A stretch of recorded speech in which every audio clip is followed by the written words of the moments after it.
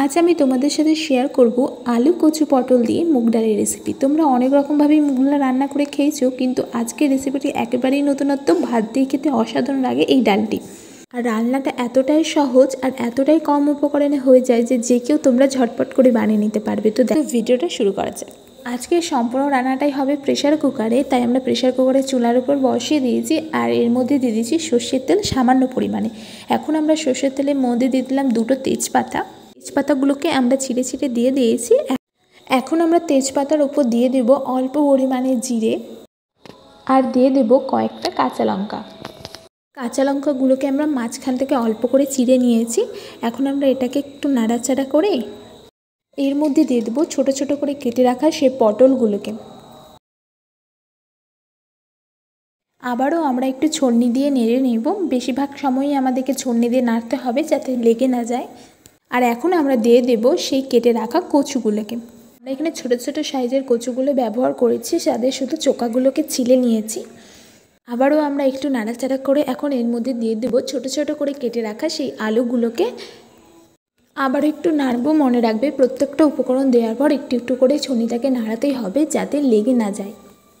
এখন আমরা দিয়ে দেব স্বাদ অনুযায়ী লবণ আর পরিমাণ অনুযায়ী হলুদ দিয়ে আমরা এখন সবগুলোকে ভালো করে মিক্স করে নেব। এরপর আমরা দিয়ে দেব সামান্য পরিমাণ চিনি।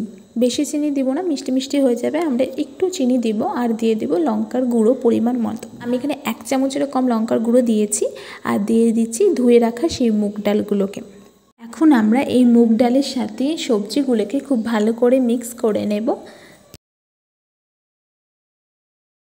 এখন আমরা এর মধ্যে দিয়ে দেবো জল। আমি এখানে বড় গ্লাসের 1 গ্লাস জল দিয়েছি আর ছোট বাটির 1 বাটি জল দিয়েছি। তোমরা দেখেছো আমি এই ছোট বাটির 1 বাটি ডাল দিয়েছিলাম, সেই হিসেবে আমরা জলটা দিয়ে দিয়েছি। এখন আমরা এটাকে একটু নেড়ে দিয়ে আমরা দিয়ে দেবো 1 চামচেরও কম সবজি মশলা টেস্টের জন্য, যে সামান্য নেড়ে প্রেশার কুকারের ঢাকনা বন্ধ করে দেব। আর এখানে মিনিমাম 7-8টা সিটি দেওয়া হয়ে যাবে। তারপর আমরা প্রেশার কুকারটাকে খুলব।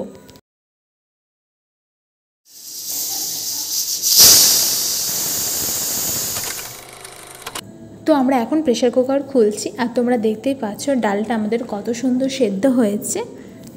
ডালের মধ্যে থাকা আলু কচু পটল সবগুলো খুব ভালো করে সেদ্ধ হয়ে গেছে আর ডালের কালারটাও এসেছে খুব সুন্দর। তো তোমরা এইভাবে অবশ্যই একবার ডাল তৈরি করে দেখো। আর আমার চ্যানেলে যদি তোমরা প্রথম হয়ে থাকো প্লিজ আমার চ্যানেলটিকে সাবস্ক্রাইব করে দিয়ে বেল আইকনটাকে প্রেস করে রেখো। আর তোমরা বাড়িতে এই ডালটা অবশ্যই একবার ট্রাই করো আর কমেন্ট সেকশনে জানাও কেমন হয়েছে রেসিপিটা।